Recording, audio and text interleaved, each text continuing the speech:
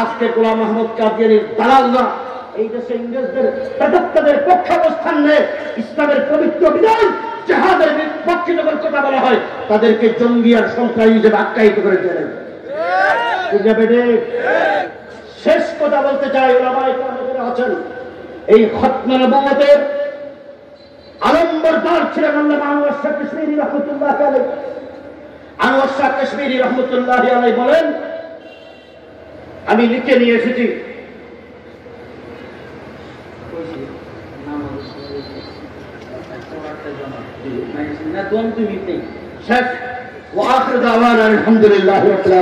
একটা কথা বলে हज़रत अनवर शाह कश्मीरी रहमतुल्लाह बलें जो कोई इस फितना के सरकुमी के लिए अपने आप को वक्फ करेगा उसकी जन्नत का ज़ामीन मैं हो। अल्लामा अनवर शाह कश्मीरी যারা হত্যা নবুয়তের জন্য জান দিবে, মাল দিবে, লড়াই করবে, তাদের জান্নাতের জামানত তিনি দিয়েছেন। আপনাদেরকে জিজ্ঞেস করতে চাই, নবী সাহেবকে হত্যা নবুয়তের ইজ্জত রক্ষা করার জন্য জান দেওয়ার জন্য কারা কারা প্রস্তুত, কারা কারা প্রস্তুত? আমি আপনাদের কাছে একটা কথা জিজ্ঞেস করতে চাই, কাদিয়ানীরা কাফের। হযরত আল্লামা আনোয়ার শাহ কাশ্মীরি রহমতুল্লাহ আলাইহি লিখেছেন, মান শাক্কা ফি কুফরিহি ফাহুয়া কাফির। যারা কাদিয়ানীরা কাফের এটা সন্দেহ করে তারাও কাফের। বাংলাদেশে, এটা বাংলাদেশের স্থপতি মরহুম শেখ মুজিবুর রহমান 1972 সালে ওআইসির সম্মেলনে গিয়ে 125টা দেশের সাথে একমত পোষণ করে ওআইসি কাদিয়ানীদেরকে অমুসলিম ঘোষণা করেছেন। ওই ঘোষণাপত্রে বঙ্গবন্ধু দস্তখত করেছেন। আমাদের মাননীয় প্রধানমন্ত্রী সাম্প্রতিক সময়ে বলেছেন যে কারা মুসলমান কারা অমুসলমান কাফের, এই ওহী এদেশের আলেমদের কাছে আসে না। মাননীয় প্রধানমন্ত্রী আপনাকে বলতে চাই, আপনার আব্বা মরহুম বঙ্গবন্ধু কাদিয়ানীদেরকে অমুসলিম হিসেবে ওআইসি সম্মেলনে, যেই সম্মেলনে কাফের ঘোষণা করেছে সেখানে তিনি দস্তখত করেছেন। সুতরাং বঙ্গবন্ধুর কন্যা হিসেবে আপনার কাছে আমাদের দাবি হলো, আপনার বাবার অনেক স্বপ্নকে আপনার পূরণ করছেন, এই স্বপ্ন কাদিয়ানীরা কাফের এটা আপনাকে বাংলাদেশে বাস্তবায়ন করতে হবে। দ্বিতীয় নম্বর হলো, বাংলাদেশে অনেকে বলেন যে আমরা কাফের করতে পারবো না। প্রধানমন্ত্রী স্পষ্ট করেছেন কিছুদিন আগে, আপনার বলার দরকার নেই, আপনার কাদিয়ানীদেরকে কাফের বলার দরকার নেই। 1985 সালে বাংলাদেশের হাইকোর্টের দুজন বিচারপতি, তাদের একটা বই ইসলামী নবুয়ত, এই বই সংক্রান্ত একটা রিটের কারণে দুজন বিচারপতি সুলতান আহমদ খান এবং বিচারপতি এএম মাহমুদুর রহমান দুইজন এই বই বাজেয়াপ্ত করেছেন এবং কাদিয়ানীদেরকে অমুসলিম ঘোষণা করেছেন। এটা হলো 1985 সালে হাইকোর্টের রায় জাজমেন্ট। দ্বিতীয় নম্বর হলো 1993 সালে কাদিয়ানীরা একটা রিট করেছিলেন। এই রিটের বিরুদ্ধে বিচারপতি আব্দুল জলিল এবং বিচারপতি মোহাম্মদ সজলুল করিম দুইজন বিচারপতি হাইকোর্টের একটা দ্বৈত বেঞ্চ কাদিয়ানীদেরকে অমুসলিম ঘোষণা করেছেন। মাননীয় প্রধানমন্ত্রী, বাংলাদেশের সংসদ সদস্যদের কাছে আমরা কাদিয়ানীরা অমুসলিম সেই দাবি করতে চাই না। আপনারা যদি দেশের আইনকে মানেন তাহলে বাংলাদেশের সুপ্রিম কোর্টে দুইটা জাজমেন্ট কাদিয়ানীদেরকে অমুসলিম ঘোষণা করেছে, আপনাদেরকে অমুসলিম ঘোষণা করতে হবে। যদি ঘোষণা না করেন বুঝে নেব আপনারা আইন পারেন না, হাইকোর্টকে পারেন না। তৃতীয় নম্বর কথা হলো, যেহেতু আজান হয়ে গেছে, কাদিয়ানীরা মুসলমান না কাফের, এই বিষয়ে আজ থেকে 75 বছর আগে এই উপমহাদেশের দার্শনিক আলেম হযরত খতিব আজম আল্লামা সিদ্দিক আহমদ রহমতুল্লাহর সাথে মুনাজারা হয়েছে চট্টগ্রামে।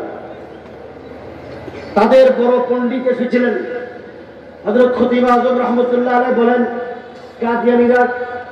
কাদিয়ানীদের নবী প্রমাণ কি? কয় মা কানা মুহাম্মাদুন আবা আহাদিন মির রিজালিকুম ওয়ালাকিন রাসূলুল্লাহ ওয়া খাতামান নবিয়্যিন। এখানে খাতম শব্দের অর্থ হলো মোহরে নবুয়ত, অর্থাৎ কাদিয়ানীর উপরে খাতামুন নবিয়্যিনের নবুয়তের মোহর করছে, এই জন্য সে নবী। হযরত খতিব আবু সাহেব রহমাতুল্লাহ আলাইহি বলেন, অনেক পণ্ডিত ছিলেন, বলেন যে কোরআন কি তোমার উপর নাজিল হয়েছে না আমার উপর নাজিল হয়েছে? আমার উপর হয় নাই, আপনার উপর হয় নাই। তোমার যে নবী কাদিয়ানী গোলাম আহমদ তার উপরে নাজিল হয়েছে, ও তার উপরও হয়নি। তো তুমি যে খাতম শব্দের অর্থ মোহর এটা পাইলা কোথায়? তো এটা ডিকশনারিতে আছে। তো ডিকশনারি কি ওহী না মানুষের লেখা? মানুষের লেখা। তো ওহীও নয়, মানুষের লেখা। ডিকশনারিতে খাতম শব্দের অর্থ যদি মোহর হয়, আমি এটা মানবো নাকি যার উপরে কোরআন নাজিল হয়েছে সেই নবী মুহাম্মদুর রাসূলুল্লাহ খাতম শব্দের অর্থ যেটা করেছে সেটা মানবো? কথা কি বুঝছেন? রাসূল বলেন আনা খাতামুন নবিয়্যিন, আমি শেষ নবী। এখানে খাতম শব্দের অর্থ হলো শেষ। তো তাহলে তোমার নবীর উপরে কোরআন নাযিল হয় নাই, তোমার উপরে কোরআন নাযিল হয় নাই, ডিকশনারি যারা রেখেছেন তাদের উপরে কোরআন নাযিল হয় নাই, যার উপরে কোরআন নাযিল হয়েছে তিনি খাতম শব্দের অর্থ করছেন শেষ, আখেরি। সেই শেষ নবী হিসেবে তিনি যেটাকে স্বীকৃতি দিলেন আমরা সেটা মানবো না ডিকশনারির কথা মানবো? আচ্ছা মানলাম, তোমার কথা মানলাম, মোহরে নবুয়ত কাদিয়ানীর উপর করছে। দেখেন বাংলাদেশে নয়, তামাম পৃথিবীতে আইন আছে। আপনাদের এখানে পোস্ট আসলে পোস্টটা এখানে চিঠিপত্র দেন, পোস্ট অফিস আছে না, রেজিস্ট্রি অফিস আছে। যদি মোহর করে, আপনাদের এখানে দলিল হয়নি, জমি রেজিস্ট্রি হয়নি, জমি রেজিস্ট্রি হওয়ার পরে সাব রেজিস্ট্রার যদি জমির উপরে সিল মারে, মোহর মারে, এরপরে দলিলে আর কিছু লেখা ঠিক না বেটি? তো রাসূলুল্লাহ সাল্লাল্লাহু আলাইহি ওয়াসাল্লামের উপরে তোমার কথা অনুযায়ী আল্লাহ পাক নবুয়তের মোহর মেরে নবীকে শেষ নবী হিসেবে স্বীকৃতি দিয়েছেন। মোহর মারার পরে আল্লাহ রাব্বুল আলামিনের খাতামুল হক নবুয়তের মোহর মারার পরে তোমার এখানে আর নবী দাবি করার কোনো সুযোগ নেই, ঠিক না বেটি? এটা তোমার কথা দিয়ে তোমাকে বলি। এরপরে হযরত খতিব আজম সাহেব রাহমাতুল্লাহ আলাইহি বলেন গোলাম আহমদ যে কাদিয়ানী নয়, এটা কোরআন শরীফে আছে। কোথায় আছে? সূরা বাকারা 4 নম্বর আয়াত, আল্লাযীনা ইউমিনুনা বিমা উনজিলা ইলাইকা ওয়া মা উনজিলা মিন ক্বাবলিক। আল্লাহ তাআলা যদি এখানে ওয়া মা উনজিলা মিন বাদিক বলতো তো আমরা বুঝে নিতাম গোলাম আহমদ কাদিয়ানী নবী হতে পারে। যেহেতু আল্লাহ পাক এখানে মিন ক্বাবলিক বলছেন, মিন বাদিক বলেন নাই, অতএব গোলাম আহমদ কাদিয়ানী নবী হতে পারে না। কথা বল না, সুযোগ আছে? গোলাম আহমদ কাদিয়ানী নবী কেমন নবী? সে মুহাম্মদী বেগম নামে তার সাদাত বোনের প্রেমে পড়ছিল। প্রেমে পড়ার পরে মুহাম্মদী বেগমের বাপের কাছে প্রস্তাব পাঠাইছে, এর বিয়ে দাও। বাপ বলে তোর মতো হারামজাদা আমি বিয়ে দিতাম না। কয় না বিয়ে দিতে আর না দাও, বিয়ে কিন্তু লোহে মাহফুজে আল্লাহ আমারে করাই দিছে। গোলাম আহমদ কাদিয়ানী চাচা মুহাম্মদী বেগমের বাপ বলে আল্লাহ যদি বিয়ে পড়াইও দে তোমার মতো খবিসে আমি আমার মেয়ে দেবো না। যদি বিয়ে না দাও 2.5 বছরের মাথায় মেয়ের স্বামী মারা যাবে, এরপরে আমি হযরত খাদিজার মতো মুহাম্মদী বেগমকে বিয়ে করবো, আমার আত্মা আসবে।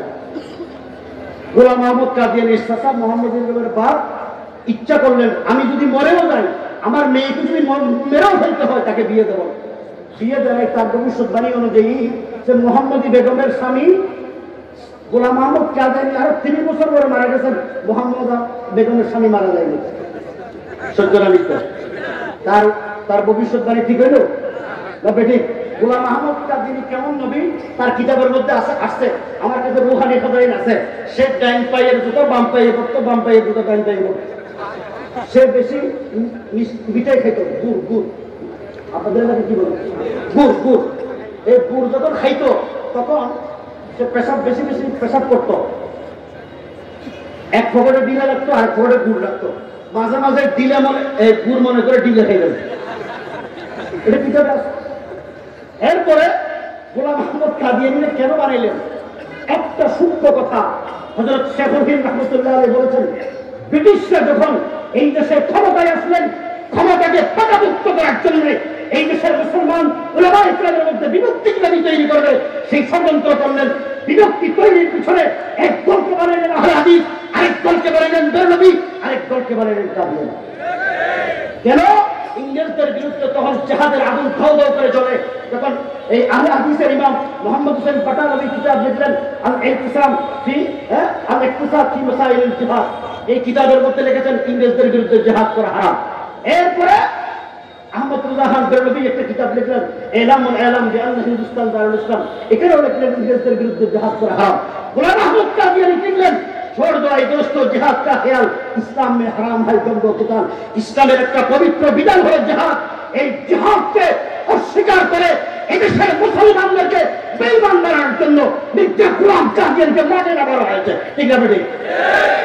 আজকে গোলাম আহমদ কাদিয়ানির দালালরা এই দেশে ইংরেজদের প্রদত্তদের পক্ষাবস্থান নেয়, ইসলামের পবিত্র বিধান জিহাদের পক্ষে যখন কথা বলা হয় তাদেরকে জঙ্গি আর সন্ত্রাসী হিসেবে আখ্যায়িত করে দেন, ঠিক না বেটি? শেষ কথা বলতে চাই, ওলামায়ে কেরাম আছেন এই খতমে নবুয়তের আলম্বরদার ছিলেন আল্লামা আনোয়ার শাহ কাশ্মীরি রহমতুল্লাহ আলাইহি। আনোয়ার শাহ কাশ্মীরি রহমতুল্লাহ আলাইহি বলেন, আমি লিখে নিয়ে এসেছি,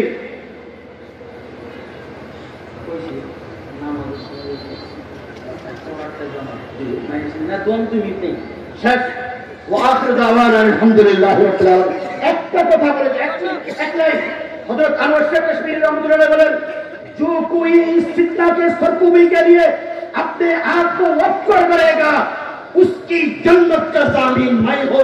अल्लामा अनवर शाह कश्मीरी যারা হকের মধ্যে জন্য জান দিবে, মাল দিবে, লড়াই করবে, তাদের জান্নাতের জামানত তিনি নিয়েছেন। আপনাদেরকে জিজ্ঞেস করতে চাই, নবী সাহেবকে হকের মধ্যে ইজ্জত রক্ষা করার জন্য জান দেওয়ার